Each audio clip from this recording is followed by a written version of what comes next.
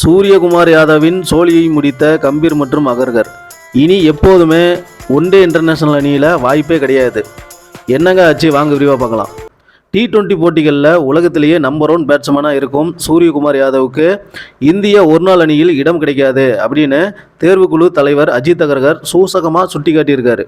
அதே சமயம் அவர் தான் T20 அணியின் கேப்டனாக நியமிக்கப்பட்டிருக்கிறதுனால இனி T20 போட்டிகளில் மட்டுமே சூரியகுமாருக்கு முக்கியத்துவம் அளிக்கப்படும் அப்படின்னு தெரியுது. 2024 T20 உலகக்கோப்பையில் இந்தியா கோப்பையை வென்றதை அடுத்து மூத்த வீரர்களான ரோஹித் சர்மா, விராட் கோலி மற்றும் ரவீந்திர ஜடேஜா எல்லாருமே சர்வதேச T20 போட்டியிலிருந்து ஓய்வு பெற்றாங்க. இதனை அடுத்து இந்திய T20 அணிக்கு ஹர்திக் பாண்டியா தான் கேப்டனாக வருவார் அப்படின்னு சொல்லி எல்லாரும் எதிர்பார்த்த நிலையில் சூரியகுமார் யாதவ் இந்திய T20 அணியோட கேப்டனாக நியமிக்கப்பட்டிருக்காரு. 2026 T20 உலகக்கோப்பை வரை சூரியகுமார் யாதவ் தான் இந்திய T20 அணியின் கேப்டன் அப்படின்னு கூறப்படுது.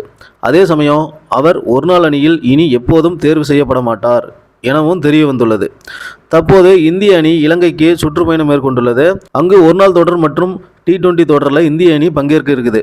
அதற்கான அணி தேர்வின் போது சூரியகுமார் யாதவ் T20 அணியின் கேப்டனாக அறிவிக்கப்பட்ட அதே சமயம் ஒருநாள் அணியில் அவர் இடம்பெறலை.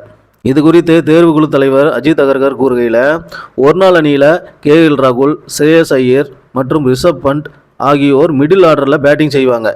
அவங்களுக்கு ஒருநாள் அணியில் முக்கியத்துவம் அளிக்கப்படும்.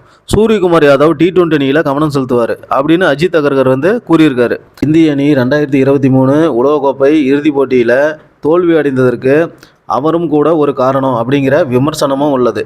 T20 போட்டிகளில் உலகின் நம்பர் 1 இடத்துல இருக்கும் அவர் ஒருநாள் போட்டிகளில் சரியாக பேட்டிங் ஆட முடியாமல் திணறாரு.